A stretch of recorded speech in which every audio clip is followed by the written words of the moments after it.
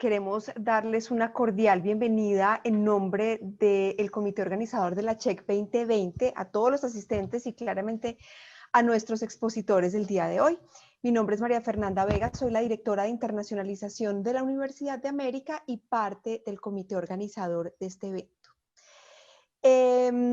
Pues cabe recordar que es importante mantener los micrófonos apagados durante toda la sesión para que esta experiencia sea lo más placentera para todos nosotros, y quienes tengan dudas pueden ir poniéndolas en el chat de manera que al final de la sesión podamos recoger esas preguntas. Pues ya estamos llegando al fin de la CHEC Online 2020. Este es el tercer día después de el último día sincrónico de la CHEC después de 3 semanas muy arduas de trabajo y por parte de nuestros panelistas, con una asistencia masiva de los participantes. Y pues bueno, creo que con un balance muy positivo para todos en términos de cada vez un mejor y más cercano relacionamiento entre todos los que estamos en este gran evento. Hemos tenido la posibilidad de recorrer una maravillosa agenda cultural y también una maravillosa agenda académica, y en ese sentido quisiera presentar a nuestros panelistas de hoy.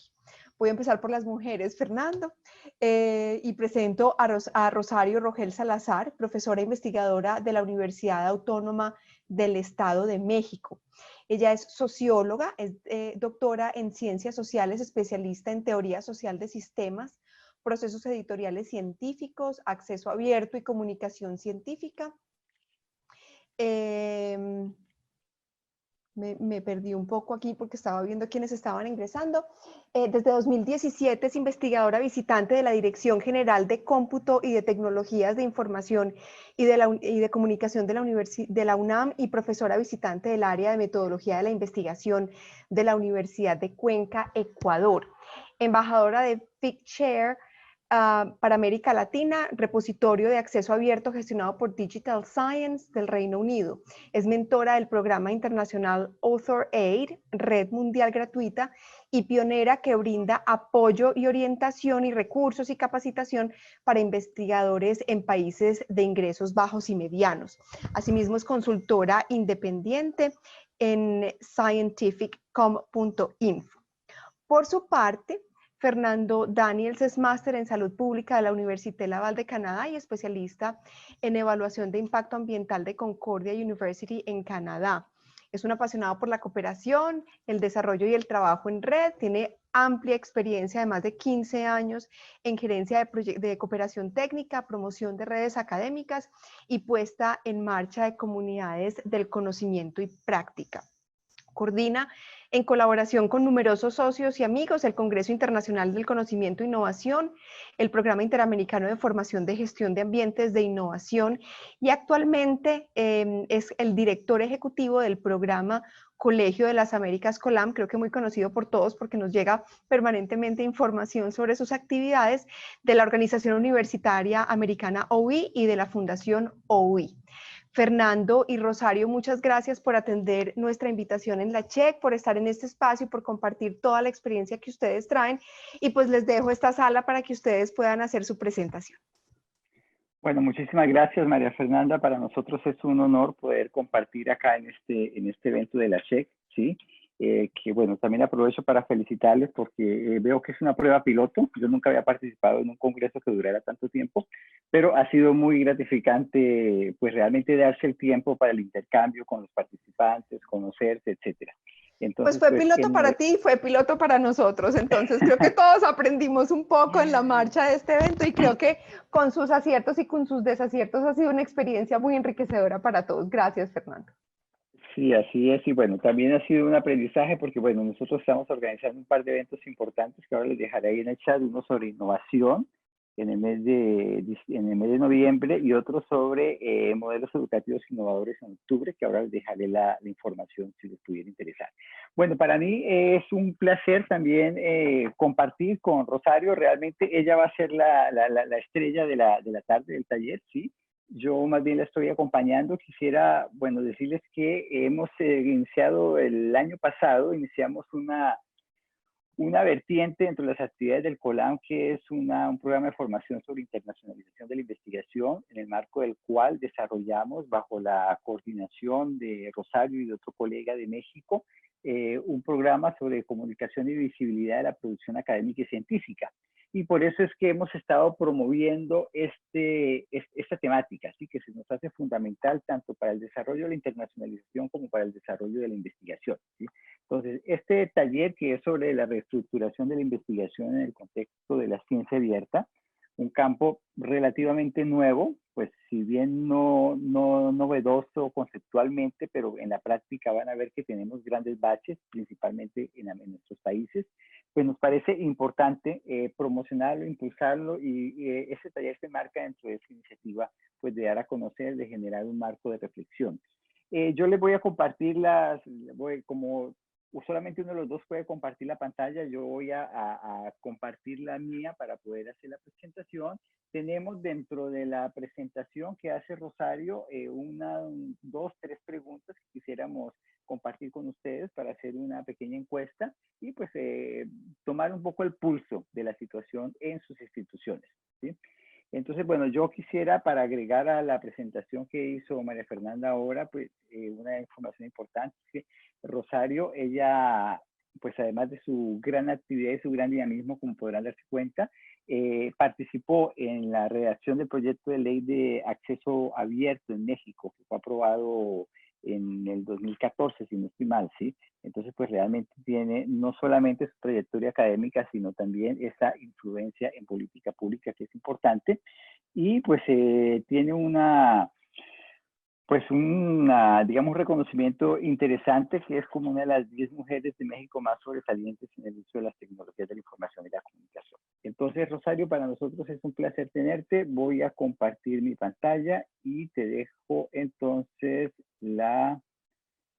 vamos a compartir todo para que puedas comenzar. Simplemente me avisan, ¿ya ves la presentación? Todo se ve perfecto, sí. Fernando. Sí. Perfecto, adelante, Rosario. Bueno, pues muchísimas gracias, de verdad. Estoy muy, muy contenta de poder formar parte en esta edición 2020 de este congreso, la que yo les tengo que confesar que con todo y que estoy vinculada con ciertos elementos relacionados con los entornos digitales, es la primera vez que participo en un congreso que es 100% virtual. Lo he comentado con muchos colegas. La parte que me ha parecido más divertido es lo de la cata de café a distancia, ¿no? Pero la verdad es que siempre lo alcanzan a deber. O sea, sí todo está muy bien a distancia, pero el café sí sabe distinto si es colombiano y se toma de verdad. Así que yo estoy acá con ustedes desde México, muy contenta tomando café mexicano, que no es tan bueno como el colombiano, pero se defiende. Bueno, pues muchísimas gracias. Vamos a ver la presentación que se está lanzando en este momento, está ahí.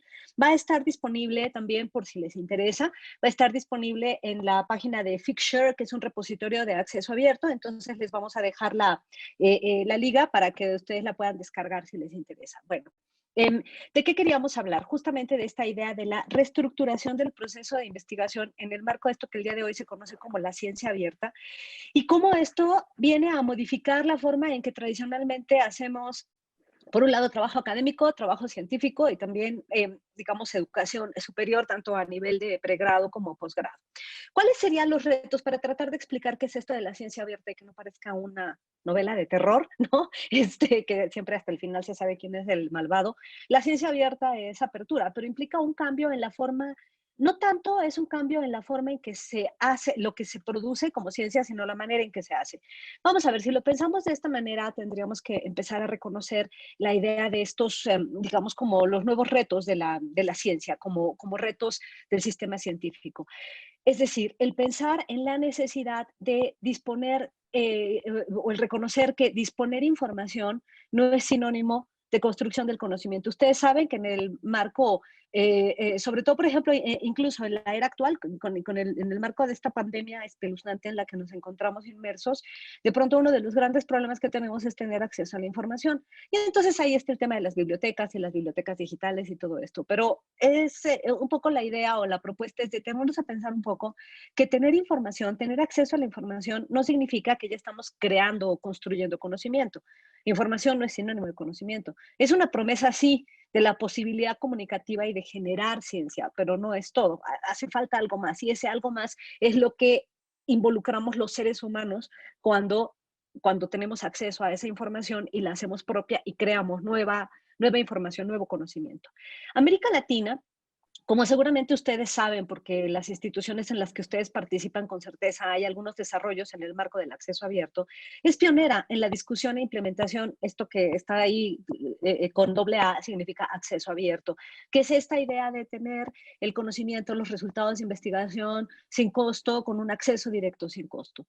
Sin embargo, es necesario redefinir qué es lo que se entiende por apertura científica, es decir, tener acceso a estos artículos de unas revistas o tener acceso a lo que se publicó en unos libros no es suficiente para suponer que ya tenemos ciencia abierta o que ya hacemos conocimiento en abierto, es algo más complicado.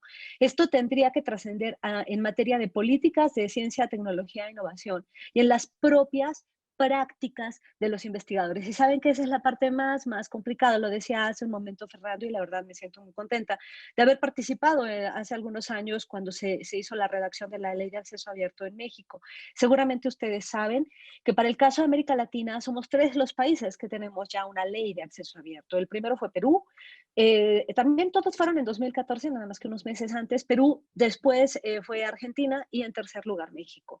Pero el hecho de que contemos con una ley de acceso abierto no quiere decir que todos estemos trabajando en abierto. Esto es importante decir. En el entorno digital, en los años recientes, se ofrecen nuevas herramientas para producir, transmitir, retroalimentar y evaluar el conocimiento científico en abierto. No basta con la información, sino es algo un poco más complicado. Pasamos a la siguiente, por favor. Vamos a pensarlo como en una suerte de comparativa, ¿no? Para a veces ver estas dicotomías hace que las cosas sean más claras.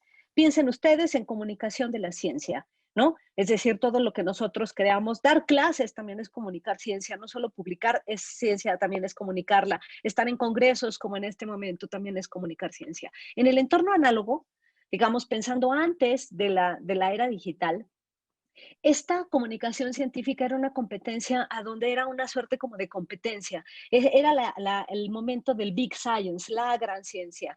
Y competíamos entre países y competíamos a lo mejor entre universidades, cuál es la universidad mejor posicionada. Y entonces esta quedó mejor que la otra en el ranking. Y es un poco esta idea de la competencia en este entorno muy análogo.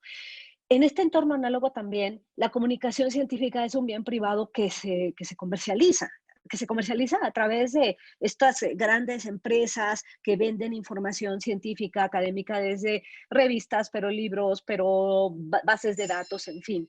Y, por supuesto, la idea de ciencia desde esta perspectiva muy análoga tiene un motor muy utilitarista, lo utilizamos para alguien. Y esto es muy importante, no lo pierdan de vista. No hay una opinión pública, es decir, los científicos están discutiendo allá en su Olimpo, pero el público, la gente común y corriente, la población no puede opinar sobre la ciencia. ¿Por qué? Pues porque la ciencia es de los científicos que están allá discutiendo en su torre de cristal y la sociedad civil, la población común y corriente no tiene nada que opinar.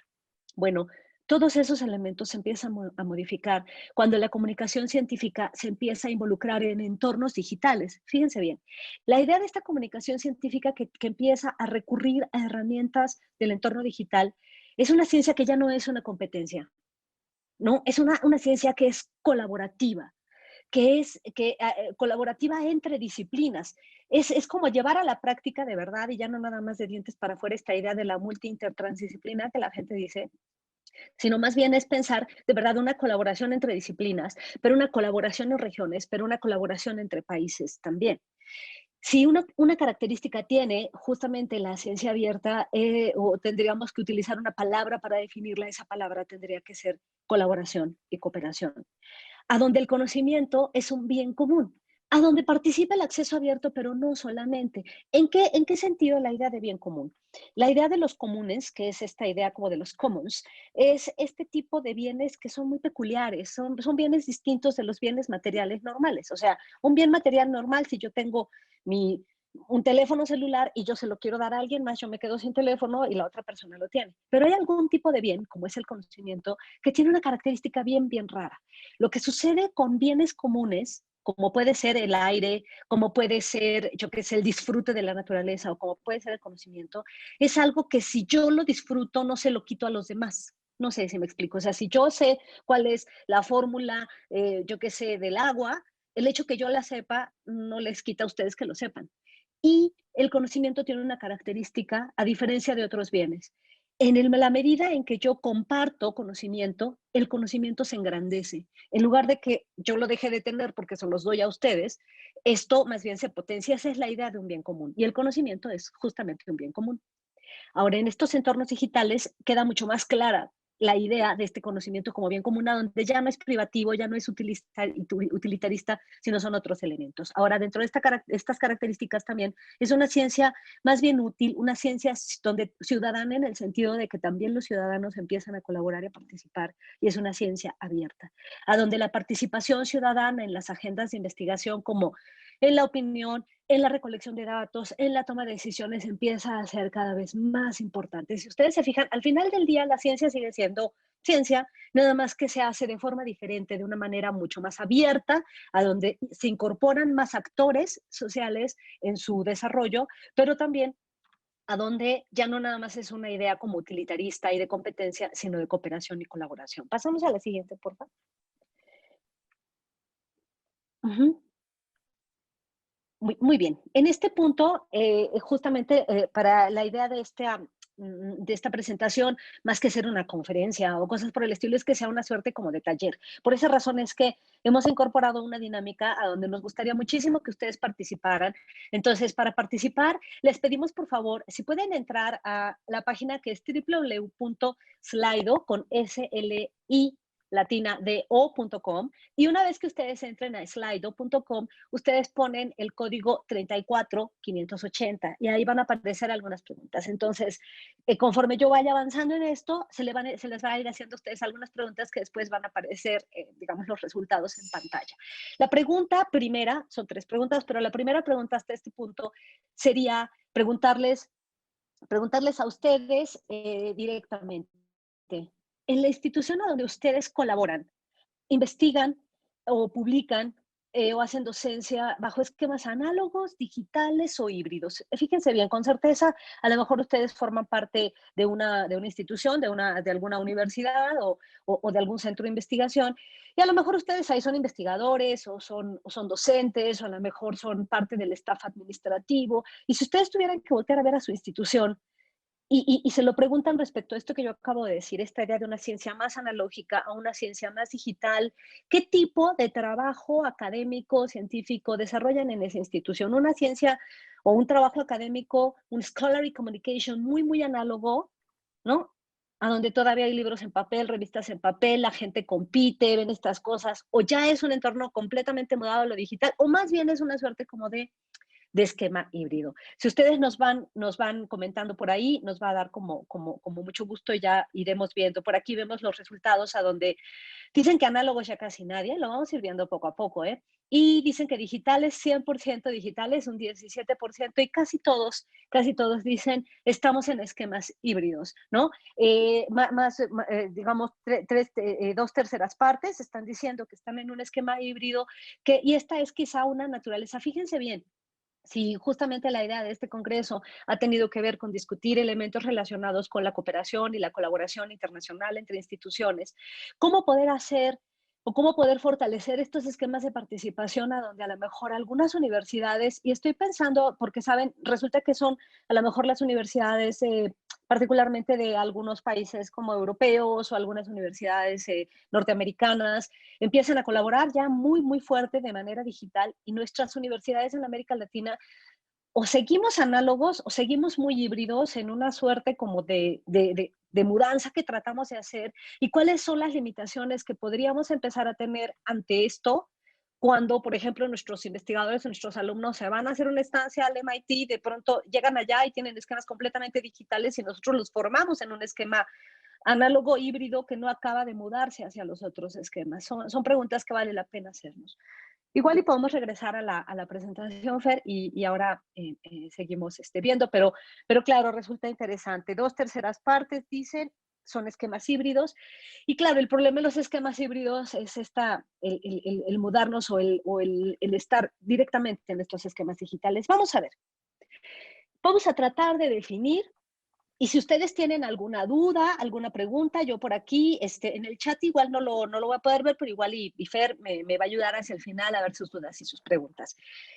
Aquí tengo algo que toca, que es muy importante porque mucha gente como que se confunde, ¿no? ¿El acceso abierto y la ciencia abierta son lo mismo? ¿Son uno parte del otro? ¿Qué es esto de ciencia abierta? ¿Es simplemente un neologismo? No, para acabar pronto yo les tendría que decir que el acceso abierto es una parte de la ciencia abierta, el paraguas más grande es ciencia abierta y el acceso abierto es solo una partecita chiquitita de la ciencia abierta. Muy importante, pero solo es una parte. El acceso abierto, que con certeza ustedes seguramente conocen en sus universidades o en sus instituciones a donde colaboran, es un movimiento que surgió a inicios de este siglo XXI, ¿no? Con 3 declaratorias que surgieron muy concretamente, y la gente que habla de acceso abierto siempre las menciona, la declaratoria de Budapest, la de Bethesda y la de Berlín, a donde en términos generales lo que sucedió fue que algunos investigadores se pusieron de acuerdo para decir, oye, no es posible que nos cueste tan caro tener acceso a recursos de información que permiten generar conocimiento. Podríamos poner nuestra información en abierto. Por supuesto que esto generó una discusión tremenda con las empresas que vendían información, sobre todo las grandes editoriales, porque no les gustó mucho esto. Después le dieron la vuelta digamos, a la tortilla, como diríamos en México, pero al final del día, si ustedes se fijan, eso fue hace 20 años. O sea, lo del acceso abierto, queridos colegas, no es algo ni nuevo, ni novedoso, ni mucho menos. Si fuera un niño ya tendría 20 años y ya estaría, ¿no? Como decimos en México, ya estaría yendo a los antros si es que no estuviéramos en pandemia. Pero vamos, no es algo nuevo, es lo que yo quiero decir. ¿A qué se refiere la idea de acceso abierto? A esta apertura de la literatura científica en el entendido, fíjense bien que antes, en el mundo completamente análogo, si yo quería un libro o quería una revista, yo quería tener acceso a una información, yo tenía que comprarla y pagarla. Y entonces el bibliotecario de mi institución era el que tenía que comprar ese libro para que yo lo pudiera leer. Con la idea de acceso abierto, se empieza a modificar esto y empiezan a algunos colectivos, sobre todo de científicos, esto inició sobre todo de las ciencias médicas, empezaron a decir, pues pongamos en abierto nuestra investigación. ¿Qué quiere decir eso? Que nadie tenga que pagar por ella. Que si la información que deriva de ciertos resultados de investigación, esa investigación se impulsó con fondos públicos, entonces no tendría yo que volverla a comprar porque entonces estaría pagando 2 veces por la misma información. Y se empieza a gestar el movimiento de acceso abierto que explotó hacia inicios de la década, de inicios del siglo XXI y que el día de hoy ya está muy bien asentada. ¿Cuál es esta idea? Usar, transformar y distribuir información sin barreras financieras, legales o técnicas, salvo tener acceso a Internet, por supuesto. Si no, bueno, eso sí ya estaría muy complicado. A ver, esa es la idea de acceso abierto. Cuando ustedes piensen en acceso abierto, se refiere solamente a materiales que pueden ser leídos sin tener que pagar por ellos. Son en abierto, no es gratuito, porque es distinta la idea de abierto y gratuito, no es lo mismo. O sea, el gratuito, alguien, digamos, nadie paga, mientras que en el abierto alguien paga. ¿Quién paga? A lo mejor generalmente las agencias que están financiando la investigación son quienes están pagando, no el usuario directamente. El acceso abierto solo es ese cachito, pero la ciencia abierta es algo mucho más amplio, ¿no?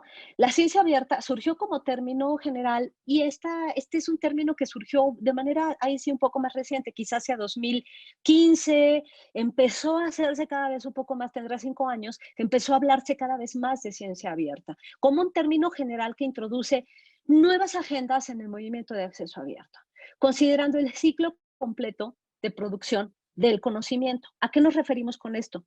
Ya no nada más acceso a los resultados de investigación publicados, sino tecnologías abiertas. Fíjense lo que esto implica para las universidades, tecnologías abiertas, contenido abierto.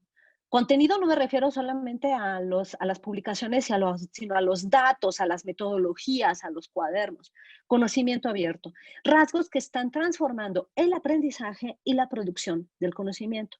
Y la ciencia abierta, su idea es eliminar la división entre productores y consumidores de contenido. Ya esa división ya no existe, ya todos somos productores y todos somos consumidores de los contenidos. Claro, aquí ustedes se van a espantar por la parte de lo que antes era mío, ahora cómo es. Claro, mío en el entendido no de mi propiedad, mío sí de autoría y para eso existen digamos como las licencias en acceso abierto. Pasamos a la siguiente. El movimiento de acceso abierto Concretamente, el movimiento de acceso abierto, y cuando me refiero a esto, me refiero a las publicaciones en abierto, difiere porque hay muchos grados de apertura que pueden ser, como hay muchos grados de apertura, un documento puede tener poquita abertura, mucha abertura, hay muchos grados de abertura. Y entonces es difícil dar una única definición de lo que sería acceso abierto. Pero según dice Peter Suber en su libro publicado en 2015, que se llama así, Acceso Abierto, Open Access, que está en línea, en abierto, incluso en la versión traducida al español, la editamos acá en mi universidad, en la Autónoma del Estado de México, hay una versión traducida al español que está en línea, en abierto, o sea, no tienen que pagar por ella. Él dice que la eliminación de las barreras científicas que impidan el uso legítimo a la literatura científica con fines académicos. Esa es la idea de acceso abierto. La idea es simple, hacer que la literatura científica o académica en general esté disponible en línea, sin barreras económicas y sin la mayoría de los permisos de reutilización. Es una idea más o menos sencilla. Si le haces clic, porfa, ahí va a salir otra.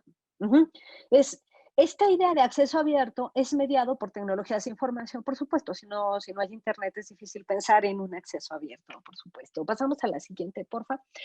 Pero hay muchos tipos de acceso abierto. Y yo quisiera aquí poner este dibujito e irme poco a poco.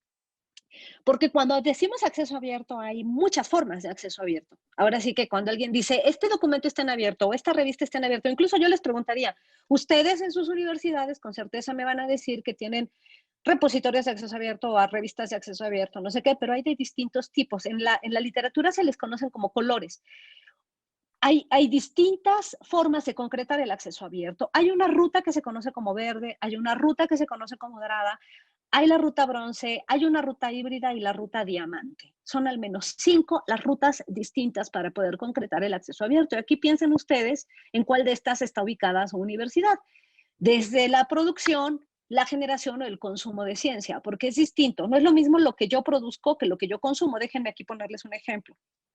A lo mejor cuando yo produzco ciencia, yo genero un artículo científico y lo publico en la revista de la Autónoma del Estado de México, que es abierta, pues lo estoy publicando a lo mejor en una de estas rutas. Pero cuando yo leí algo, a lo mejor lo leí en otra de estas rutas. Les voy a poner el ejemplo. ¿Qué sería la ruta verde del acceso abierto? La ruta verde es esto que se le llama autoarchivo. Son los repositorios institucionales o temáticos o los documentos que son documentos que son colocados en estos repositorios, que pueden ser post-print, ¿no? Es decir, sin haber sido revisados, o digo ya revisados, o preprint, que son sin revisar. Entonces yo aquí seguramente ustedes dirán, ah, no, sí, claro, mi universidad tiene un repositorio. ¿Qué tipo de documentos subo al repositorio? Subo documentos que no necesariamente acreditaron revisión por pares. Puedo subir a lo mejor pues no sé, mis notas de clase, a lo mejor, o en la ruta verde también se suben las tesis, que derivan, yo qué sé, las tesis de pregrado, de posgrado, o a lo mejor puedo subir mi material didáctico como profesor, o puedo subir esta presentación en línea, pero no es una publicación en sí. Son documentos académicos, pero no son publicaciones que acreditaron este proceso de revisión por pares. Esa es la idea de repositorio institucional. Podría a lo mejor tener ciertos elementos que acreditaron revisión por pares o no, pero es toda esa información que antes solamente yo podía tener acceso en la biblioteca y que está ahí, ¿no? Insisto, tesis, material didáctico, yo qué sé, ese tipo de información. Le haces clic para que salga otra, Fer, porfa. Ahora, ¿cuál es la ruta dorada?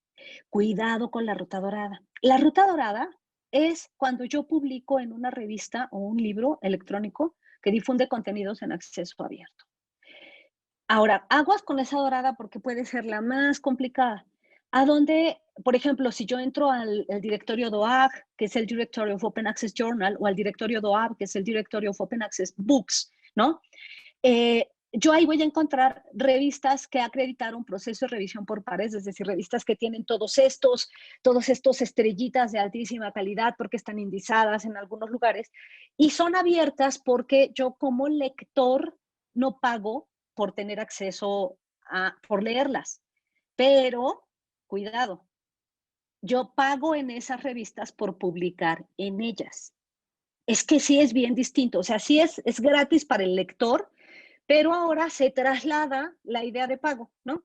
Lo voy a mirar en el teléfono. ¿El teléfono se nota? ¿Se lo puede escuchar? Sí, Sí. porque en el teléfono también tengo el link. A mí no me molesta Sí. eso. Ajá. Bueno, mientras que en estas revistas, en muchas revistas de acceso dorado, el que paga es el que va a escribir. El autor del texto te dicen, oye, bueno, si ya tu texto fue aprobado. Y entonces, de pronto, no sé, les puedo dar datos como, por ejemplo, de un mega journal, como puede ser Pillows, que está muy reconocido, muy reputado y muy bien posicionado, y nada más te cuesta, yo qué sé, hay casos a donde puedes llegar a pagar hasta $5,000, queridos, ¿no? Los casos más caros son hasta $7,000 por publicar un artículo. Entonces, es gratis para el que lee, pero no es gratis para el que publica. Ese es el acceso dorado. Cuidado. Hay otra ruta que se le conoce como bronce.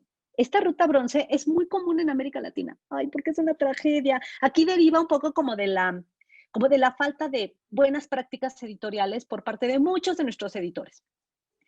Es cuando hay textos que están abiertos en línea, ¿no? Y que ustedes los descargan y todo, pero no tienen una licencia abierta explícita que permita su distribución y reutilización. Permítanme decirlo de esta manera, son publicaciones que están abierto de facto. Así están muchas revistas en América Latina. O sea, yo las descargo y las puedo leer y las puedo todo porque están disponibles. Pero cuando yo me voy a la parte legal, dice copyright, todos los derechos reservados, está prohibido reproducir y no sé qué, es como una especie de esquizofrenia, ¿no? Por un lado, legalmente me prohíben todo, pero por otro lado, me lo regalan, ¿no? Y puedo hacer lo que yo quiera. Ese es el acceso bronce. Hay muchas. Yo diría que casi un 80% de las revistas, no, a lo mejor ya no tantas, pero sí por lo menos un 50% de las revistas o de los libros que editan nuestras propias universidades, entren ahí al repositorio y vayan y vean la página legal y tiene el copyright grandote que dice todo está prohibido. Entonces tú dices, oye, ¿cómo todo está prohibido si lo puedo descargar? Pues es un problema de cultura, ¿no? O sea, si lo voy a poner en línea, le tengo que quitar el letrero que dice copyright y ponerle en todo caso una licencia abierta que diga este texto está en acceso abierto. Pero el problema de la ruta bronce es más bien desconocimiento. Las áreas legales no saben cómo resolverlo, los editores lo ponen en línea, pero no están alineadas los permisos legales, por decirlo de alguna forma. Y es un gran problema, porque si bien están de facto en línea en abierto, como no tienen una licencia legal en abierto, no se pueden considerar abiertos y no pueden ser cosechados por una gran cantidad de, digamos, como de servidores web. Es una gran tragedia la ruta bronce y es de lo que más tenemos en América Latina. Hay otra, que es la ruta híbrida. Esta ruta híbrida, que aquí la puse yo en morado porque la verdad no se me ocurre otro color para lo híbrido, es un tipo de publicación que tiene como de los dos, ¿no? No sé, a lo mejor ustedes han encontrado ese tipo de revistas. Revistas a donde, por ejemplo, el autor paga por publicar, esto se le llama un pago de APC, pero la lectura puede ser que esté abierta para los lectores. Pero a ver, ¿a qué se refiere esta ruta híbrida? Hay revistas que ustedes entran y de pronto las ven y algunas dicen, este artículo está en abierto, pero este otro está encerrado. Es decir, la misma revista tiene algunos artículos abiertos y algunos artículos cerrados. ¿Qué quiere eso decir? Que los autores pagaron un dineral porque esté abierto o los autores no pagaron. Si los autores no pagaron, ustedes no lo pueden leer a menos que lo compre su bibliotecario. Pero si ustedes pagaron ese dineral, entonces cualquiera puede leerlo. Esas son las revistas híbridas, ¿no? Tanto las de la ruta dorada como las de la ruta híbrida son muy comunes en lo que le llaman el norte global, ¿no? En nuestra América Latina es más común el verde por el lado de los repositorios institucionales, el bronce por el lado de los editores que hacen las cosas, digamos, lo tienen en abierto, pero ilegal, por decirlo de alguna forma, y la ruta diamante, si le haces clic, esta ruta diamante es una ruta que así se le llama, porque en esta ruta del acceso abierto, el costo de la producción es auspiciado por las propias editoriales universitarias y por tanto nadie paga. O sea, no paga el autor por publicar y tampoco paga el lector por leer. ¿Quién paga entonces? Bueno, quien paga son las instituciones que están auspiciando. Entonces, si por ejemplo está la Universidad Nacional Autónoma de México que paga sus publicaciones, la gente no tiene ni que pagar por leer ni que pagar por publicar porque hay un sponsorship por parte de las propias instituciones. Esta ruta diamante es la que es muy común en América Latina. De hecho, cuando la gente del norte global, yo qué sé, los colegas de Estados Unidos o de Canadá o de Europa, conocen nuestros casos, dicen, oye, ¿cómo es posible? Eso es muy raro, pero sí, así sucede. Esto solo sucede en América Latina. Le hacemos clic, sí, dale clic, Fer.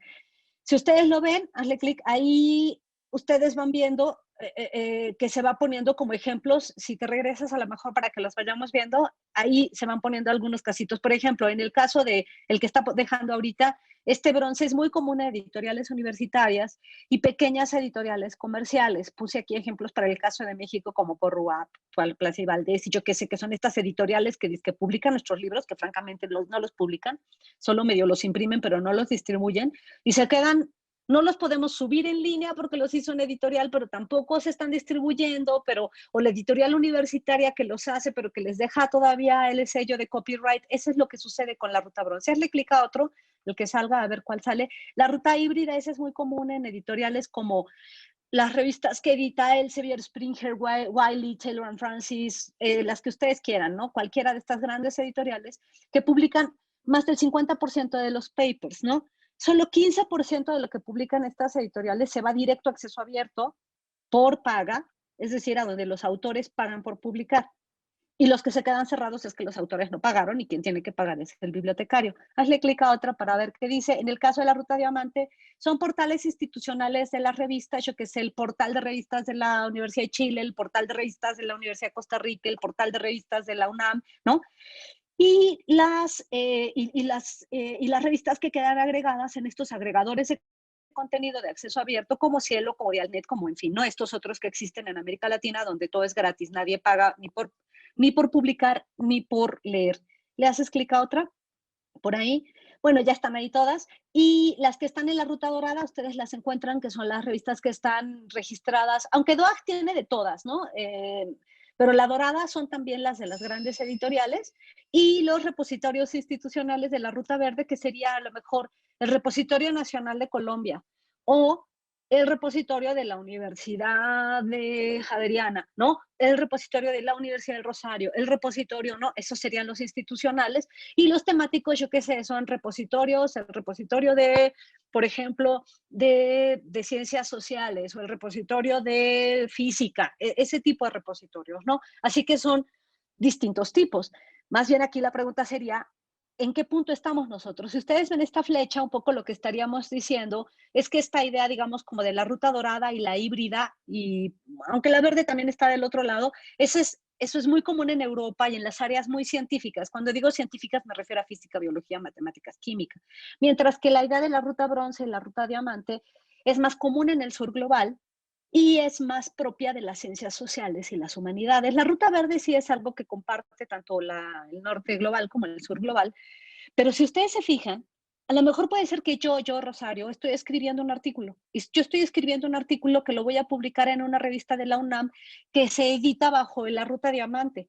Pero para hacer ese artículo tuve que consumir información y leer 5 textos que a lo mejor estaban en Ruta Dorada o que estaban en híbrida o que estaban en verde. No sé si me explico. O sea, uno consume información en abierto de distintos tipos y a veces no se da cuenta de cuál. Lo que está atrás de todo esto en términos de gestión del conocimiento, ¿no? Es nosotros qué tipo de acceso abierto estamos promoviendo en nuestras universidades. ¿De qué tipo? Y cuando tenemos que acceder a él, ¿cómo accedemos? ¿No? Una cosa es cómo consumimos información y la otra es cómo la generamos, ¿no? Vamos a ver, esto genera nuevos problemas. Por un lado, hay falta de criterios en la validación de información en el proceso de autoarchivo. ¿A qué me refiero con autoarchivo? Autoarchivo es, por ejemplo, yo acabé esta presentación y decido que la voy a subir al repositorio de mi universidad. En muchas ocasiones no existen protocolos. ¿Quién tendría que hacer estos protocolos? Pues generalmente las bibliotecas o las áreas que llevan los repositorios para decir, a ver, todo investigador de la Universidad de Francisco José de Caldas tiene la obligación de depositarlo en el rubro tal y colocarlo con esta licencia. O sea, a los profesores darnos capacitación para saber cómo voy a depositar mi información, con qué licencias, cómo la voy a colocar. Y muchas veces se abren solamente los repositorios y nadie pone criterios y nadie capacita a los profesores y pues mucho menos a los alumnos, ¿verdad? La siguiente, Hay una gran cantidad, porque esto ha emergido y es una gran tragedia en la que estamos, el surgimiento de las editoriales predadoras y la falta de reconocimiento de las publicaciones regionales. ¿Qué sucede? Que con el desarrollo, por ejemplo, de esta, particularmente de la ruta dorada y de la ruta híbrida, como las revistas que están mejor posicionadas en las bases de datos son de la ruta dorada o de la híbrida, a donde los autores tienen que pagar miles de dólares. Cuando digo miles no es un eufemismo, son de verdad miles de dólares por publicar. Han surgido una gran cantidad de editoriales predadoras que te mandan correos electrónicos, nunca les ha llegado. Ay, profesor, su texto tan bueno, mire, venga y publíquelo con nosotros. Y yo nada más le voy a cobrar tanto. Y no falta el que cae en las redes y les termina dando dinero pensando que son revistas buenas. Y aquí también hace falta capacitación. Hace falta capacitación para enseñarles a los investigadores, a los profesores, cómo identificar las revistas predadoras para no caer en sus garras, ¿no? Y también a capacitación a los bibliotecarios para que puedan capacitar a la gente a su vez. En fin, yo creo que aquí la palabra clave es capacitación para identificar estas cosas. Faltan políticas científicas, como les decía hace un momento, en el caso de México, Argentina y Perú existen ya leyes de acceso abierto, pero faltan mandatos institucionales que no necesariamente son vinculantes. En el caso de México, por ejemplo, ¿a qué me refiero con mandatos institucionales? Hay instituciones que dicen, por ejemplo, mi universidad, ¿no? Toda la investigación o toda la creación de conocimiento que surja en el seno de esta universidad está mandatado que sea en abierto y los investigadores tienen la obligación de colocar sus resultados en el repositorio. Eso es importante. Hay algunos mandatos que son vinculantes, es decir, que te obligan quieras o no quieras, y hay otros que son, digamos, que no son vinculantes, que son potestativos, como le llaman en cuestiones legales. ¿Qué quiere esto decir? Pues que si quieres lo subes, que si no quieres no lo subes. Mi universidad, por ejemplo, no es vinculante. Pero si hubiera, hay muy pocas universidades que tienen mandatos de acceso abierto para colocar su información en abierto. Y pues países hay de toda América Latina, insisto, solo 3 que tengan estos mandatos. Entiendo que en Colombia están intentando avanzar hacia el desarrollo de una ley de acceso abierto, al igual que en Brasil, y las cosas van y con certeza en algún momento lo lograrán, pero una cosa es tener la ley y la otra es hacerla operativa. Yo pienso que, haciendo una crítica a mi país, sí tenemos ya la ley de acceso abierto en México, pero no ha sido suficiente el trabajo para hacer operativa esta ley a nivel de las instituciones. Se generan nuevos modelos de negocio. Es decir, cuando yo decía que el acceso abierto, pues suena así como el Robin Hood, ¿no? De la ciencia, donde pues no tienes que pagar por leer y todo esto, sí, muy bien. Pero las grandes editoriales comerciales lo que hicieron fue tomar esta bandera y decir, si nosotros somos de acceso abierto, miren, les estamos poniendo en abierto todos nuestros resultados. Springer, no sé si aquí hay algunos colegas de las editoriales, pero bueno, así es la vida, ¿no? Súper promociona que están sus contenidos en abierto y Elsevier y no sé qué, y cuando tú les dices, oye, sí, qué bien que estén abiertos, pero si yo quiero publicar ahí, ¿cuánto me cuesta? Que esa es una tragedia. Sus universidades tienen políticas acerca del pago de esto que se llama APC, Article Processing Charge, y cómo las agencias gubernamentales hacen frente a las altas tarifas por publicación. Aquí me quiero detener tantito. Todas sus instituciones me quiero imaginar que tienen una biblioteca. Y todas sus instituciones me quiero imaginar que tienen un presupuesto para la biblioteca, ¿no? Porque en la biblioteca pues se pagan los recursos que hay que leer. Pero ustedes saben que recientemente con el desarrollo del Plan S, y ahorita vamos a hablar de eso, la idea es que toda la información científica a partir del 2020, de este año en adelante, todo esté en abierto. Y entonces dice, ay, esto solo la biblioteca, ¿qué? No, pues ya nada, porque ya todo va a estar en abierto, lo digital, ¿no? Si quieres comprar el libro físico, pues sí va a seguir costando dinero, pero el digital ya va a estar en abierto. Y ustedes dicen, ay, ¿a poco se volvieron buenos? No, ya no, ya el dinero ya no le va a salir de la biblioteca, por así decirlo. Ahora, ¿qué va a pasar? Que si yo, investigador de la, yo qué sé, Universidad de Santo Tomás, quiero publicar un artículo en el Journal of Cancer of Clinicians, ¿no? Que es una de las mejores revistas en medicina, me van a decir, sí, mi reina, nada más que ya te aprobamos tu artículo, que está divino. Nada más que tienes que pagar $2,500 para que se publique. Obviamente no voy a ir con el de la biblioteca que me dé el dinero, ¿verdad? Voy a tener que ir con el del área de investigación a que me dé el dinero. Y la pregunta que está atrás es, ¿sus áreas de investigación tienen perfectamente claro cuáles van a ser los criterios para poder pagar los Article Processing Charge de quiénes y hasta cuánto dinero? Porque al final del día, las universidades van a gastar más por pagar Article Processing Charge para que sus investigadores puedan publicar, que lo que antes pagaban las bibliotecas por tener acceso a la información.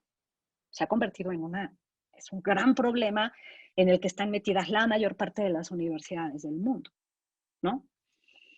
Y pues, como les decía, quizá uno de los grandes problemas que están relacionados con esto tiene que ver con algo que se le denomina la alfabetización informacional.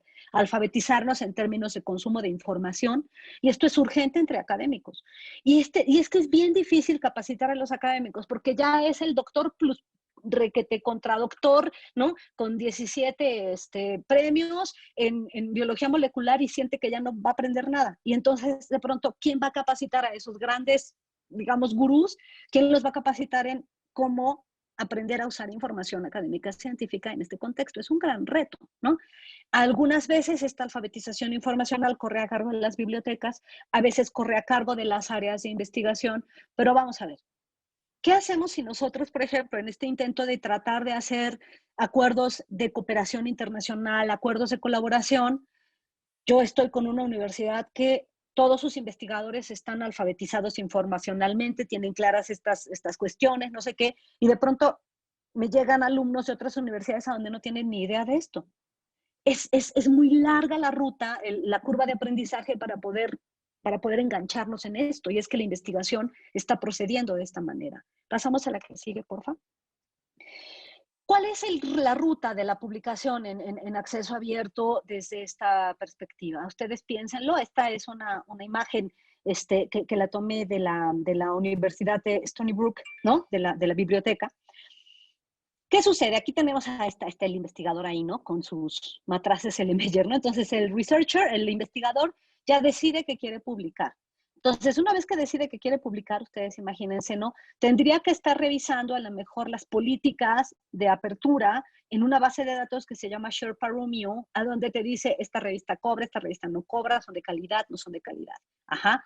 Y puede ser que yo decida publicar en una revista de acceso abierto dorado, Gold, Open Access Road, ahí dice, ¿sí? Que esa publicación me va a cobrar un Article Processing Charge. Y ese Article Processing Charge, entonces, si yo publico en esa revista y pago, entonces mi texto va a estar inmediatamente en acceso abierto.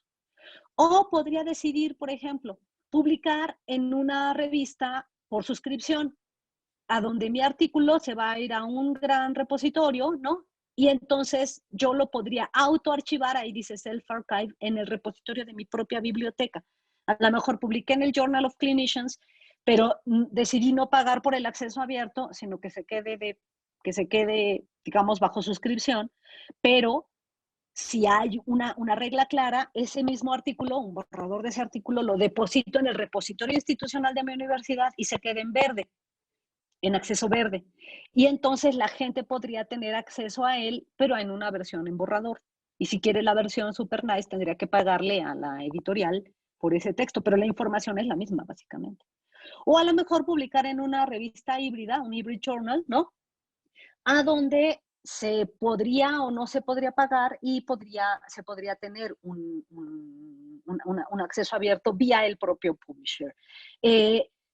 Si ustedes se fijan, este circuito, nosotros de América Latina casi no participamos en este circuito, porque de América Latina publicamos en América Latina y escribimos aquí, publicamos aquí. Solamente el 2.5% de los investigadores de América Latina publican fuera, es decir, fuera de América Latina, o sea, en Europa o en Estados Unidos, y el 2.5% están involucrados en este pago de cuotas, y no sé qué, normalmente son investigadores de las áreas científicas. Pero bueno, es importante saber que así funciona. Pasamos a la que sigue. Aquí hay una, ¿no?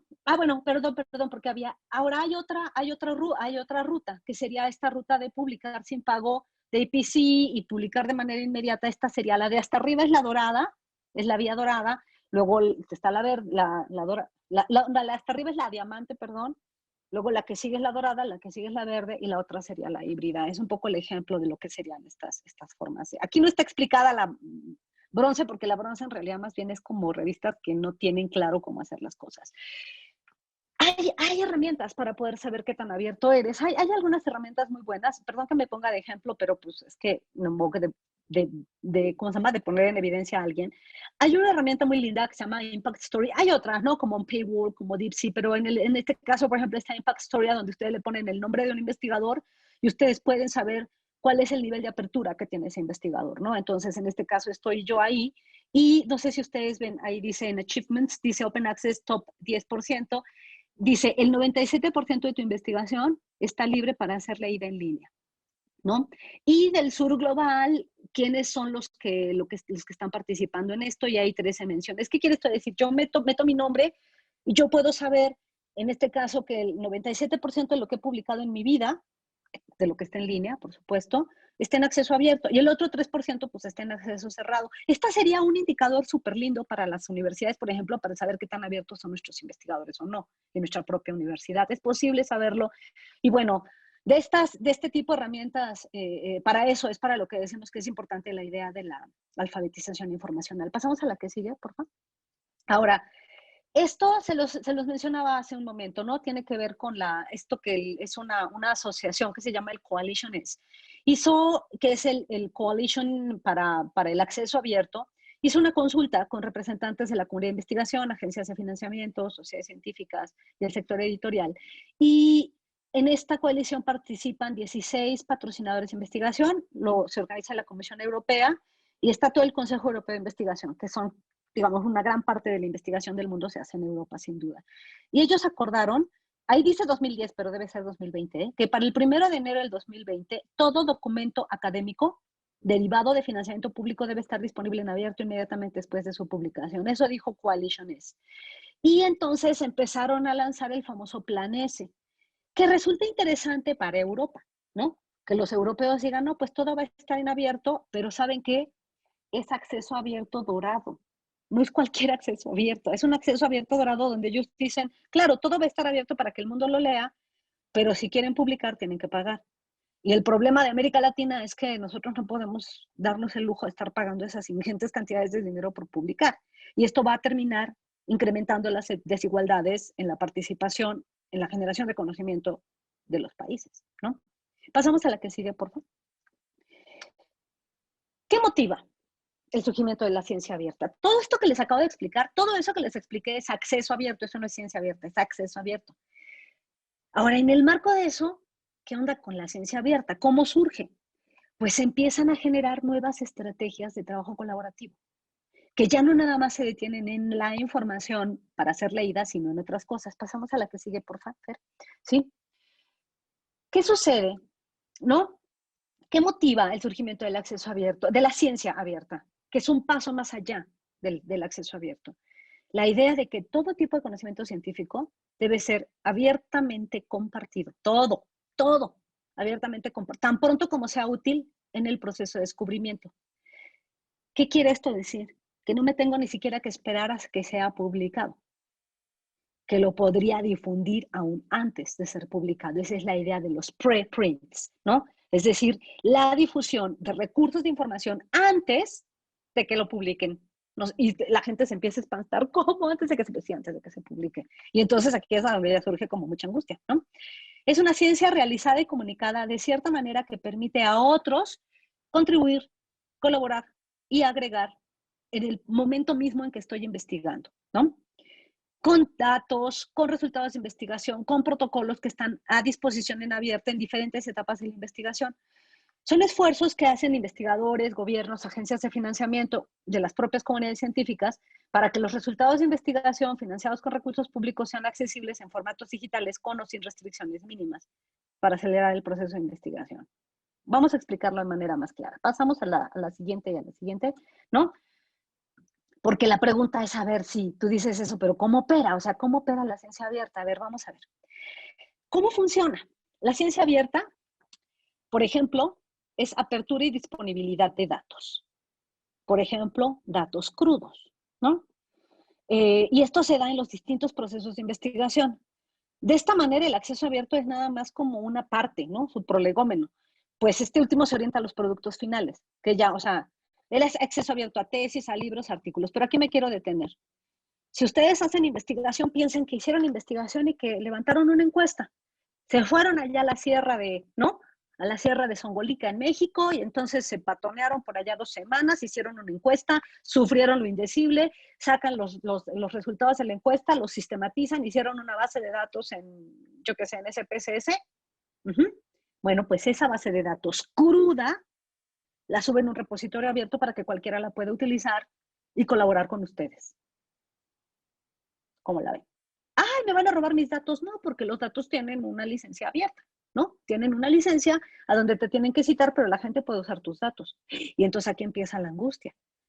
¿Cuántas de ustedes, los que dijeron que el 20% de sus universidades trabajan 100% digital, tienen repositorios de datos crudos para que sus investigadores depositen sus datos crudos y los dejen a disposición en abierto para que cualquiera los pueda utilizar y derivar de ahí cualquier resultado? Eso sería 100% digital. A lo mejor nada más estamos abriendo la parte final, es decir, cuando ya se escribió el artículo y ese sí lo ponemos en abierto, pero los datos, no, los datos casi nadie los abre. Digo, en América Latina conozco pocos casos, en Europa, en Estados Unidos, en algunas áreas del conocimiento es más común, en otras es menos. La ciencia abierta es una ciencia abierta que digamos que genera aperturas en todo el proceso de investigación. Y cuando digo todo el proceso de investigación es todo, desde el diseño, desde las metodologías, desde la recolección de los datos, desde la curación de los datos, la validación de la información y ya al final la publicación y la evaluación. Esa parte donde dice publicación es a donde entra el acceso abierto, pero ciencia abierta es algo más amplio, ¿no? Y esto es mediante la colaboración de las comunidades científicas mediada por tecnologías de información. Es decir, existen repositorios a donde uno comparte protocolos de investigación, a donde uno comparte metodologías, a donde uno comparte notas de laboratorio y todas esas cosas quedan en abierto para que cualquiera las pueda utilizar. Esa es la idea de la ciencia abierta. Pasamos a la que sigue. ¿Cuáles serían los principios de la ciencia abierta? Porque la idea es, pongo todos mis datos crudos y todo en línea y ya nada más así lo pongo en línea y ya no. O sea, normalmente son repositorios, digamos, como de información previa a la publicación o de procesos de investigación previa a la publicación que deben tener 4 principios. Y en inglés es FAIR, ¿no? Que es un apócope muy lindo porque es la idea de FAIR, ¿no? En inglés, que serían como adecuados quizá, pero que significan 4 cosas, ¿no? F de findable, encontrables, datos accesibles, que sean interoperables y fíjense bien que sean reusables. O sea, mis datos de esa encuesta que fue a levantar a la Sierra Songolica deben ser encontrables, o sea, alguien que ponga en línea datos de una encuesta sobre, yo qué sé, prácticas de alimentación en la Sierra Songolica y que se encuentren, ya son datos abiertos de ciencia abierta. Que sean accesibles, o sea, que no tenga yo que pagar por ellos o que tenga que, es decir, los encuentro y además son accesibles, los puedo descargar. Puedo interoperar con ellos, es decir, puedo decir, yo tengo ahora, le voy a agregar aquí una nueva columna donde le pongo datos de una encuesta similar que levanté, pero en el Amazonas. Qué bien. Y son reusables, puedo descargar esos datos y utilizarlos para mi investigación y cito los datos como cito cualquier texto, como cito un artículo, igualito. Para esto se tienen que utilizar el modelo de las 3 R's, es decir, toda esta información tiene que ser reutilizable, la tengo que poder reusar, la tengo que poder redistribuir, o sea, yo digo, qué buen texto y se lo mando a otro amigo, qué buenos datos, se los puedo mandar a un amigo que le sirvan y puedo reproducir. La ciencia reproducible, la idea de la reproducibilidad en la ciencia aquí queda muy clara. Es decir, yo dejo abierta la metodología con la cual levanté esa encuesta y con esa metodología misma alguien podría levantar una misma encuesta similar o modificada en Brasil o en Colombia o en Perú, en cualquier otro lado, ¿no? En un proceso cíclico que permite la innovación en el proceso de investigación científica. Claro, para esto se requiere, pues, infraestructura. Y aquí viene la segunda pregunta de nuestra encuesta. La institución donde ustedes colaboran promueve estrategias de colaboración vinculadas, fíjense bien, no al acceso abierto, sino a la ciencia abierta. Es decir, no a los resultados que se publican en la investigación posterior a que ya terminó la investigación y se publicó y que están las revistas, no me digan revistas, no me digan repositorios de libros, sino a prácticas de ciencia abierta, protocolos de datos abiertos, notas de laboratorio abiertas, anotaciones abiertas web en textos, toda esta idea de la apertura en los procesos de investigación. Si ustedes se fijan, los que han contestado hasta ahorita dicen, bueno, no. O sea, sí, quizá esto es en razón de que nuestras universidades son un poquito híbridas en su trabajo, como ya lo veíamos en la anterior pregunta, ¿no? Casi todos son más híbridos, más que no son completamente análogos, pero tampoco son completamente digitales. Pero tendríamos que decir que si bien sí tienen a lo mejor repositorios de acceso abierto y tal, vamos como región, América Latina, vamos un poco tarde en el involucrarnos en estas prácticas de ciencia abierta. Ahora, si estos resultados van hacia allá, como podemos ver con los resultados de esta pequeña encuesta, la pregunta sería, ¿qué tal? ¿Cuáles serían los límites de la cooperación o la vinculación internacional entre nuestras universidades cuando me toca colaborar con una universidad que sí tiene características de ciencia abierta? Estamos dejando como un poco desprovistos a nuestros propios alumnos o profesores que quieren irse a una universidad donde todo es colaborativo y uno todo lo quiere tener cerrado bajo llave en su escritorio, ¿verdad? Ya bajó por ahí un poco y ahora ya dice que hay 17% que sí tienen prácticas de acceso abierto, ¿no? Y si ustedes se fijan, esto habla de la necesidad de a lo mejor empezar a conocer cómo funciona esto, pero no nada más es saber cómo conocerlo, sino cómo hacer el cambio de cultura en nuestros investigadores, en nuestros alumnos, para que empiecen a tener digamos, prácticas abiertas. Si la gente no quiere poner las cosas abiertas, pues porque sienten que se los roban, ¿no? En lugar de sentir que estarían cooperando. Son datos interesantes. Regresamos a la presentación, porque ya estamos ya casi acabo, ¿eh? No sé, no me odien. Ahora vamos, ya estamos casi acabando. Simplemente yo quería decir, ¿cuáles son los beneficios de la idea de esta ciencia abierta? Bueno, los beneficios son, ayuda a incrementar la eficiencia de la investigación. Es mucho más eficiente la investigación.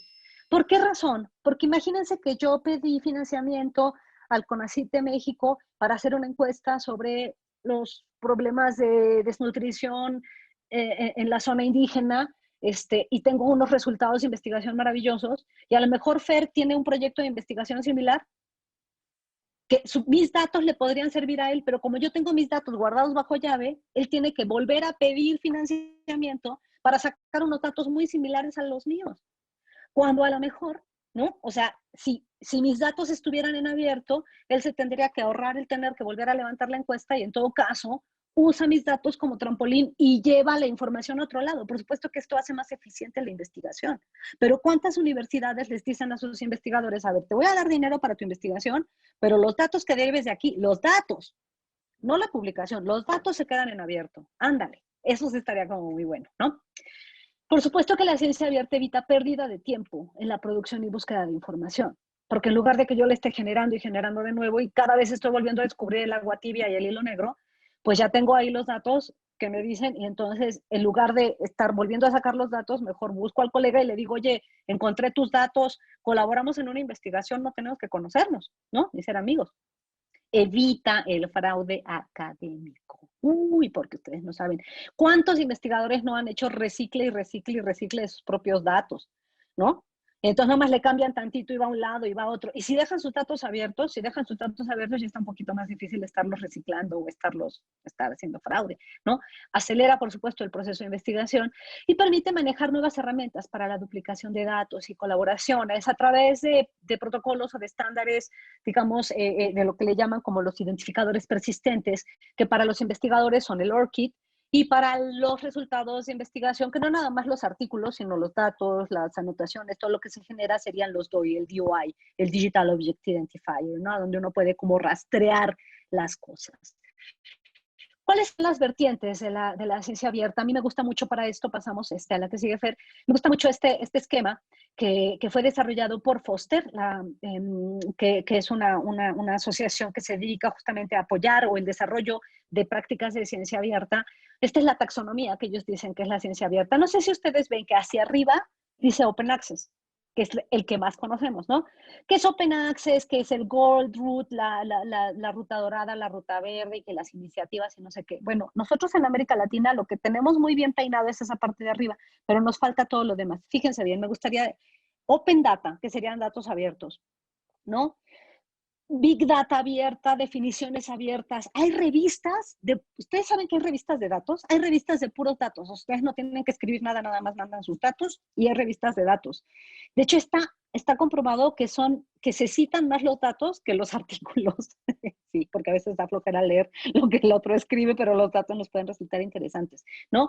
Los datos reusados, los datos de gobierno, en fin. Luego está la tercera vía, que sería la investigación abierta y reproducible, ¿no? La que nos permite hacer la definición de, digamos, estudios de reproducibilidad, las notas de laboratorio, los flujos de trabajo en ciencia abierta, los recursos de ciencia abierta, las guías de reproducibilidad, en fin.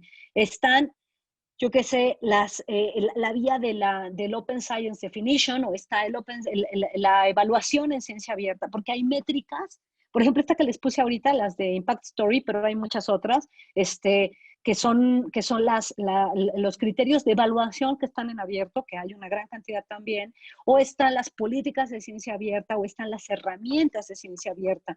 En el marco de herramientas de ciencia abierta hay muchísimas que apoyan la educación abierta. Y cuando digo educación abierta no me refiero cuando se entiende como educación abierta, la que es a distancia y así, sino educación abierta entendida en el marco de esta apertura de la ciencia abierta. Pasamos a la que sigue. ¿Sí? Sí, pasamos. Sí, es que estaban como puestos en. Sí, las variantes de la ciencia abierta sí es el acceso abierto, pero es algo que va más allá de la ciencia, del acceso abierto. Es software abierto. Por ejemplo, programas de código abierto. O es gobierno abierto, o es educación abierta, o son datos abiertos, ¿no? O ciencia abierta en general. En todas las prácticas, todas estas prácticas están vinculadas con el Open Science o la ciencia abierta, que son el origen. El origen de este movimiento es un origen tecnológico y los límites entre cada uno de estos movimientos no son precisos, porque yo qué sé, educación abierta, datos abiertos, ciencia abierta, o sea, ahí están como muy entreverados, pero son distintos movimientos que están vinculados con esto. El objetivo de la ciencia abierta es generar mecanismos que posibiliten la apertura del ciclo de investigación de principio a fin, desde su consumo, su circulación, su publicación, su producción y, por supuesto, muy importante, su preservación. Bueno, quizá para concluir tendríamos que decir que es preciso desarrollar componentes de ciencia abierta a nivel institucional. O sea, si una institución se quiere mudar para empezar a desarrollar mecanismos de ciencia abierta, tendría que empezar a pensar en la idea de e-research, investigación electrónica, y contar con una infraestructura que lo permita, ¿no? Tener metodologías abiertas, métodos abiertos de ciencia, ¿no? Evaluación abierta, desde Open Peer Reviews hasta Altmetrics. No sé si ustedes saben a qué se refiere el Open Peer Review, pero seguro que ustedes conocen que las revistas operan con una cosa que le llaman el Peer Review Double Blind, es decir, revisores ciegos, es decir, anónimos. La gente no sabe quién me revisó el artículo y yo no sé quién fue el dictaminador. En el marco de la ciencia abierta es muy común el Open Peer Review. Todo el mundo sabe quién revisó mi texto, yo lo sé, conozco, lo veo de frente, discutimos, y más aún, si mi artículo es rechazado, queda difundido que mi texto fue rechazado. Yo quiero ver cuántos investigadores están ¿no? dispuestos a decir, mandé este artículo, lo rechazaron, pero queda difundido para que la gente conozca cuál es el artículo que quedó rechazado. Eso ya no está tan fácil, ¿verdad? Datos abiertos, como desde Big Data, series de datos o la minería de datos, el acceso abierto, por supuesto, y todo lo que permite que sea legalmente posible, que serían las licencias Creative Commons. Son políticas y mandatos institucionales, hacen falta, ¿no? Políticas y mandatos institucionales que sean eficaces, que operen la apertura de la información científica, prácticas por parte de los investigadores para depositar no solo los artículos, sino los datos, y depositar todo el proceso de investigación, hacerlo abierto, que la ciencia deje de ser, como diría Tom, una caja negra y que sea una caja transparente. Y la última pregunta que haríamos en este sentido sería, ¿ustedes qué retos piensan que deben enfrentarse institucionalmente para desarrollar políticas de ciencia abierta desde sus propias universidades? Son retos, bueno, en principio quizá conocer que esto existe, pero más allá de ese, ¿cuáles serían los retos, no? Quizá en términos como de dar algunas palabras, ¿no? Con las cuales ustedes pudieran identificar esto. Yo por ahí en la presentación les dejo un manual anotado, que es el Open Science Training Handbook, que es un manual que editó Foster. Es un libro vivo, ¿no? Es la idea de un open book. No sé si ustedes saben en qué consiste un open book, pero un open book no nada más es un libro abierto que ustedes pueden leer, por supuesto también, sino un libro abierto o libro vivo, como se le llama, es un libro que se está escribiendo constantemente, ¿no? Entonces, que de pronto alguien dice, no, aquí faltó, le quiero cooperar, le quiero agregar, esa es la idea de un libro vivo. Entonces, este Open Science Training Handbook es un libro vivo a donde 14 expertos de 10 países explicaron cuáles son las características de esto de la ciencia abierta. Dan algunos ejemplos, es un manual de entrenamiento y junto con unos colegas, de hecho yo tuve la gran fortuna de participar en la traducción de este manual de ciencia abierta al español y está disponible, por supuesto, en acceso abierto en la base de datos Zenodo, ¿no? Si ustedes quieren, lo pueden consultar. Lo encuentran, así le ponen nada más Open Science Handbook y lo encuentran y está su versión en inglés y en español y creo que está también en varios idiomas.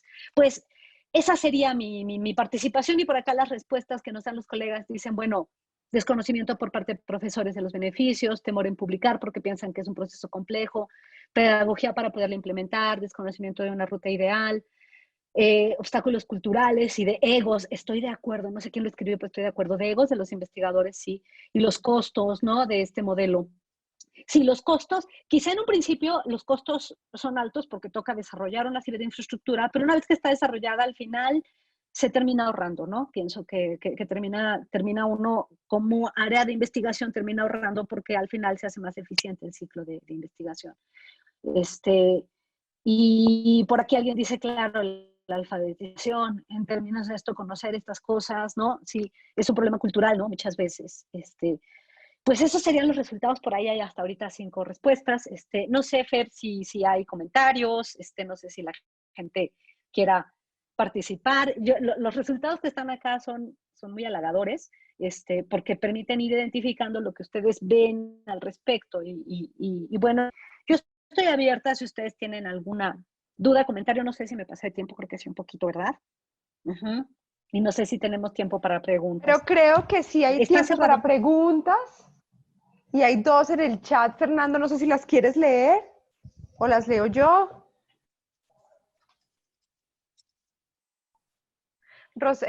Fernando está sin micrófono. Ok. Si me ayudas, porque yo como estoy compartiendo la pantalla, Tranquilo. no puedo ver el chat. Bueno, hay 2 preguntas. La primera es, el hecho de pagar en este tipo de publicaciones que nos mencionas en la Ruta Dorada, ¿no podría generar contenidos que se basan más en lo monetario que en la misma calidad del texto? Es decir, si el autor tiene que pagar, porque si el autor tiene para pagar, ¿sale porque sale el artículo o ahí todavía hay, digamos, un filtro importante desde los editores de las revistas?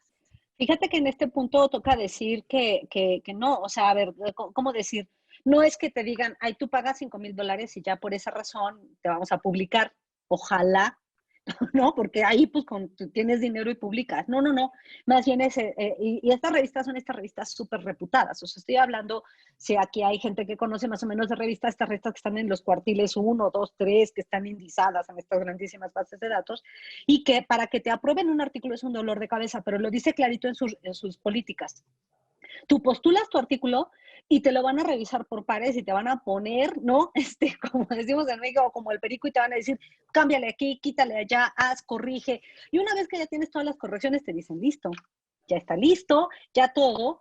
Y si la revista es dorada, te van a decir, muy bien, ya acreditaste todo este proceso, queda claro que tu texto es de gran calidad, porque tardaste a lo mejor 6 meses, no sé cuánto, corrigiéndolo. Ahora, solo tienes que pagar $5,000 para que tu texto quede publicado, ¿no? O si es una revista híbrida, te van a decir, bueno, muy bien, ahora tú elige. Si quieres que el texto quede en abierto, tienes que pagar $5,000. O más, o menos, ¿no? Digo, hay revistas, insisto, que cobran hasta, lo más caro que he escuchado es $7,000, que no sé para ustedes, pero para mí sí es mucho, ¿no? Incluso institucionalmente, porque imagínate institucionalmente, María Fernanda, tú dices, ay, qué padre, y llegan, ¿qué te gusta? O sea, si llegan 1 o 2 pidiéndome $7,000, bueno, pero ¿y si llegan 10? Si llegan 100, ¿a quién le digo que sí, a quién le digo que no? ¿no? O le digo a la editorial, no, no lo quiero en abierto y mejor ponlo cerrado. Y si mis alumnos lo quieren leer, tienen que pagar la biblioteca. No sé si me explico, pero no, Claro que no sí. es que si ya pagaste, te publican cualquier cosa, aguas. El querido colega, no sé cómo se llama, el que preguntó, hay revistas, las predadoras sí hacen eso. Las revistas predadoras sí te dicen, págame y te publican cualquier basura, vamos a ser francos, ¿no? Y luego ahí va el investigador todo tontuelo a decir, ay, mira, tienes que valerme esto. No, esa revista es, o sea, de lo que él dice existe, pero justamente una de la parte de esta alfabetización o de esta cultura que se tiene que crear es que los investigadores sean capaces de identificar la diferencia entre las revistas que me van a ver la cara y me van a cobrar por publicar algo muy chafa, o las revistas de altísima calidad que me van a cobrar también, y ahí lo que se requiere es una política institucional que diga a quién sí le vamos a pagar y qué, y cómo, y de dónde va a salir ese dinero, porque es un dineral. O sea, las universidades, hubo recientemente un estudio que hizo un investigador que se llama Tirado, en Colombia, que analizó la Universidad de Antioquia, y entonces identificó que en un solo año la universidad había gastado $1 millón en pago de IPCs. $1 millón en pago de IPCs. ¿Qué quiere decir pago de IPCs? Pagar porque los profesores publiquen. Y lo que sucede es que no hay políticas claras al respecto en este momento. Está apagado tu micrófono, Fer. Sin contar además una cosa, y es que también adicionalmente las universidades pagan incentivos para que sus investigadores paguen. Entonces son muchos pagos que se van acumulando para las instituciones en este tema. Sí, es Claro, y cierto. ni Mira, modo que le ahora, digas al investigador que no publique en esa revista buenísima, nada más que no tienes dinero. Sí, perdón, Fer. Sí. sí, no, lo que dices, claro, es muy relevante porque además tú estimulas eso a que el investigador publique, ¿sí? Uh-huh. Entonces no podrías estimularlo a que publique, pero no darle lo necesario para que su investigación sea publicada. Mira, la otra pregunta que, bueno, creo que más o menos se aclaró es si la utilización de estas herramientas para determinar el nivel de apertura, esas que tú decías, si Uh-huh. funcionan de manera abierta. Sí, claro, por supuesto, la que les mostré es una de tantas, pero esta Impact Story, por supuesto que es abierta y ustedes meten los nombres, nada más es, ¿saben qué? Yo aquí diría, yo no me acuerdo cuál era, había un profe, ¿cómo se llama? Decían, cuenta la leyenda que hay un presidente gringo que decía que la ignorancia sale más cara que el conocimiento, ¿verdad? Bueno, pues de verdad, yo diría que es lo mismo, hay una gran cantidad de herramientas abiertas y luego si andamos pagando es por ignorancia básicamente, pero por ejemplo, estas backstory que les puse, pero hay otras como pueden ser, yo que sé, Altmetrics en general o muchas otras son gratuitas. Nada más es cosa de saber que existen y aprender a usarlas. Pero sí, la mayor parte, o más bien tendría que decir que todas las herramientas de evaluación abiertas son abiertas, es decir, no hay que pagar por ellas. Uh-huh. Uh-huh. Sí, creo que me parece, para hacer un comentario muy interesante, lo que mencionas en como esa migración que hay entre ese rol que tenía la biblioteca y los servicios informacionales y ahora ese rol que van a tener más bien las vicerrectorías de investigación o las secretarías de investigación, ¿sí?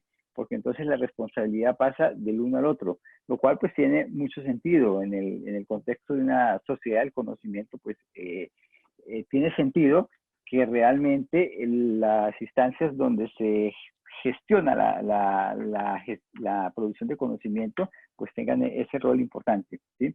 Yo quisiera aprovechar antes de dar un último espacio para una pregunta, les voy a compartir el enlace del curso que tenemos, ¿sí? El programa sobre comunicación y visibilidad de la producción académica y científica, porque realmente esto es uno de los temas que se abordan ahí. Realmente está muy orientado precisamente a esa labor de alfabetización del investigador, ¿sí? Uh-huh. Muy útil, por lo menos si lo pensamos a nivel de los semilleros de investigación, porque como dice Rosario, a veces es muy difícil entrar a trabajar con los investigadores que ya tienen mucho renombre, ¿no? Porque como que venir a alfabetizarse, pues no me corresponde, yo que ya estoy hiper alfabetizado. Bueno, dejamos si alguien tiene alguna otra pregunta, nos quedan 5 minutos. ¿Un comentario final? Creo que no. Veo comentarios. Uh-huh. Ok, perfecto. Entonces, bueno, María Fernanda, te Pero dejamos yo entonces. solo decirles, ¿Sí? en este curso que va a iniciar pronto, vamos a ver algunas herramientas abiertas justamente para poder hacer integración de información. Es decir, el curso que está organizado que ahí les acaba de pasar Fer la liga, por si les interesa. Algunas de manera como más específica, los tipos de acceso abierto, qué es lo que hay, cómo hacer, cómo elegir en qué revistas publicar, y también cómo visibilizar el trabajo académico, que es una tragedia. Luego la gente tiene mucha producción y está toda invisible por ahí, entonces cómo hacerlo visible. Entonces, eso está ahí, la verdad, si alguien se anima a participar en los talleres, nos va a dar muchísimo gusto. Muchas gracias, Bueno, Rosario, por la invitación. bueno, gracias, Rosario. Bueno, María Fernanda, tú eres la anfitriona, te dejo entonces la palabra del No, fin. pues yo la verdad aprendí muchísimo, tengo que reconocerlo, mi tema y mi campo no es la investigación, pero sí la internacionalización y claramente esos son temas que se conversan todos con todos y pues me quedan muy claros todos los desafíos que empezamos, digamos, a transitar como en este paso de un modelo a otro modelo más hacia la ciencia abierta en términos de cómo acortamos las distancias entre quienes producen y entre quienes consumen el conocimiento, pero también cómo formamos a esos actores que participan como en toda esa cadena de producción del conocimiento al interior de nuestras instituciones, esos desafíos financieros, esos desafíos digamos, de políticas institucionales para poder abordar adecuadamente un proceso de ciencia abierta. Y pues les agradezco muchísimo a Rosario y a Fernando por haber abierto y permitido este espacio para las diferentes personas que hacen parte de la CHEC. Creo que fue un espacio de mucho aprendizaje y pues claramente esta es digamos, una charla que va a quedar como parte de las memorias de la CHEC en el canal de YouTube de la RCI y pues vamos a aprovechar también para poderlo publicar ahí, para poder promocionar este tipo de temas y empezar digamos, a fortalecer la cultura alrededor de un tema como el de ciencia abierta. Sí, yo solo quisiera decir rápidamente, les acabo de poner ahí, si quieren seguirme en Twitter, con frecuencia comento alguna información de este tipo de temas en Twitter, entonces estoy ahí como @RosarioRogel. Veo que pregunta por ResearchGate y yo les tengo que decir que no soy fan de las redes sociales que utilizan ResearchGate. Yo les diría que en todo caso desarrollen otro tipo de perfiles, como puede ser ORCID o como puede ser, yo qué sé, por eso vale la pena que tomen el curso que les vamos a dar, porque luego hay mucho desconocimiento en los investigadores y dicen, pensamos ResearchGate es a donde están las cosas y a veces no es lo mejor, creo que a veces son mejores otras, pero sí, me encuentran en ResearchGate, pero si buscan ORCID, van a ver que ahí está la información y es así, queda interoperable y es abierta. Y ResearchGate no es ciencia abierta, chicos. Pues ¿No? bueno, nada, muchísimas gracias a todos, a los participantes, a nuestros panelistas y los invitamos a que continúen en las diferentes actividades que tenemos hoy en el último día sincrónico de la CHEC. Más o menos en 1 horita y media estaremos haciendo ya el cierre de este evento, así que todos cordialmente invitados. Muchas gracias. Muchas gracias, buenas tardes. Gracias, hasta luego.